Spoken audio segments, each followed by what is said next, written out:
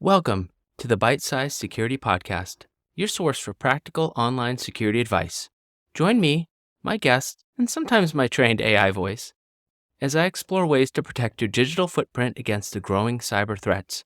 From mastering better passwords to understanding encryption and VPNs, the Bite Size Security Podcast breaks complex topics into clear guidance. It's time to take control of your online presence. You're listening to the Bite Size Security Podcast, unlocking solutions for your digital life. Let's get to it. A while back, I tried to delete myself from the data broker sites, the manual way. You find the broker, you hunt for the opt-out link, you fill in the form, you verify your email, and you wait.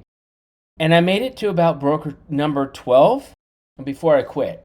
And there are hundreds of these companies. They know your name, your address, where your phone slept last night, and a scary good guess at your income. And for years, the only thing protecting most of that data was how tedious it was to opt out. Well, California removed the tedious part. One form now reaches about 614 of them at once. So today, what that form actually does, how to file it in a few minutes, and the 3 things it will not fix.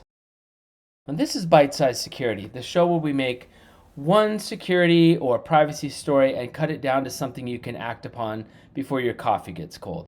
I'm Marc. I've spent the last 8 years plus as a security engineer, and I care about this because privacy tools usually overpromise. This one mostly delivers, and I want you to know exactly what the edges are. So let's get into it. Number 1, what DROP actually is. So DROP stands for Delete Request and Opt-out Platform. It's a free service from the California Privacy Protection Agency that sends a single deletion request to every data broker registered in the state. Now, right now, it's about 614 brokers per the Electronic Frontier Foundation's breakdown, but it does seem to be that the count is going to be a lot higher. It's already 624 when I last looked at it. And where it came from is the California Delete Act, Senate Bill 362. It was a 2023 law, and the platform went live in January 1st of 2026. And it was run by the same regulator that enforces the state privacy laws. So you file once, the state fans it out to all these different data brokers. So how it works and what it deletes? Well, the mechanic is the fan out. You file a one-time, DROP relays it to every registered broker, and you're not clicking 614 opt-out pages. So you hand it identifiers so brokers can match records to you. Name, date of birth, email required, then optional extras like phone, zip code, mobile advertising IDs, connected TV IDs, even vehicle ID numbers. And more accurate identifiers, the more records they find and delete. So you get a DROP ID and you use that ID to track it. Now there's 2 different things it can do. So what DROP clears? Well, it clears contact details, precise location and location history, browsing and purchase history brokers bought, and this is the one people miss, the inferences brokers build and sell. Guesses about your health, your politics, your income, whether you might be pregnant. That inferred profile gets targeted too. Now what it doesn't match, public records like property or vehicle ownership, data held by first-party services you signed up for directly, brokers not registered with California, and anything a broker simply can't match to you. So eligibility is California residents only. Now, residency is verified through login.gov or secure. If the automated check fails, you can request a manual view. So how do you file it? It's very simple. It takes a few minutes, not an afternoon. The steps in the order. Go to the official site, consumer.drop.privacy.ca.gov. Again, consumer.drop.privacy.ca.gov. You accept the terms of use. You verify your California residency through login.gov or secure. You enter your details, the required fields first, and then you're going to add in your option identifiers, a phone, a zip, advertising ID to widen that match. Then you're going to submit it, and you're going to save your DROP ID so you can check your status later. The only place to file this is that .ca.gov address, because a new government program is bait for scammers. If an email, text, or third-party site offers to file a drop for you for a fee, ignore it. The real tool is free, and it lives on a government domain. Now, why does this August 1st, why does that date matter?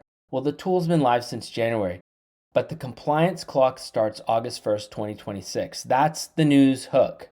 And really, from that date, once a broker gets your request, they have 45 days to act on it. And then they have to keep checking drop on a recurring 45-day cycle. So a request you file today keeps working against brokers that register later. So filing before that deadline costs nothing and puts you in front of the line. So there really isn't a reason to wait. Now here's the honest limits. Okay. Now these brokers keep collecting. A deletion clears what they hold today, but it doesn't stop them from rebuilding your profile for tomorrow's data. So new brokers keep registering, and that's why this covered count keeps rising past 614. And the giants on the list. So things like Google and Meta hold enormous amounts of your data, and this is not going to do anything for you. They're not on the broker's registry, so drop never reaches them. For those, you manage your settings yourself, and Google's Results About You tool helps with that type of search. So the reason your data lands with the brokers at all is usually a consent screen, whatever you clicked through years ago. All these consent screens that you just say, yes, I accept this, whatever. They just collect your data. You've consented to that. Nobody reads that. I understand that.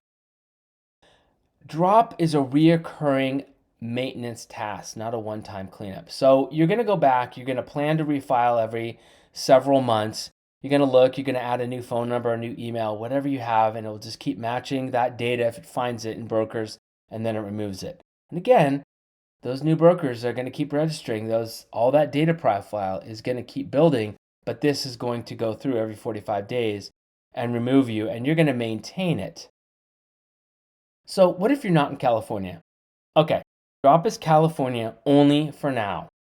So there may be, if you're elsewhere, manual broker opt-outs, a paid removal service, Google's Results About You. So there's different versions of the Delete Act that have been introduced in other states. So this model is spreading. But the highest move for anyone, look, in California or not, is a credit freeze. A frozen file blocks the new account fraud that stolen broker data feeds. And there's going to be a guide in the show notes.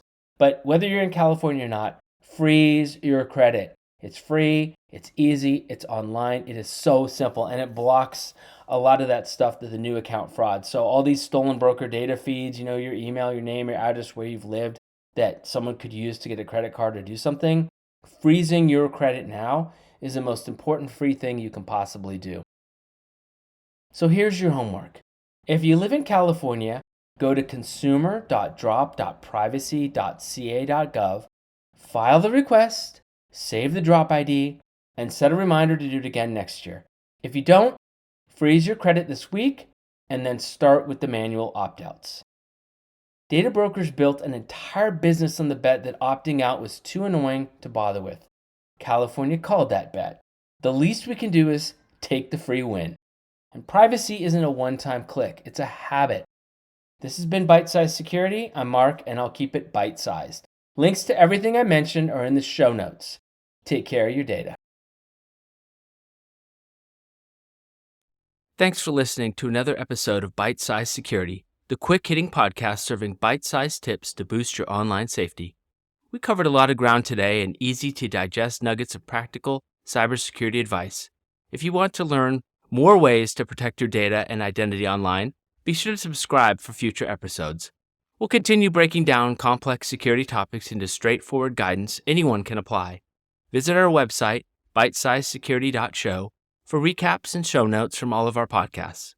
We hope these bite-sized cyber lessons have given you new tools in your digital security toolbox. This is your host signing off until next time. Stay safe in the digital world.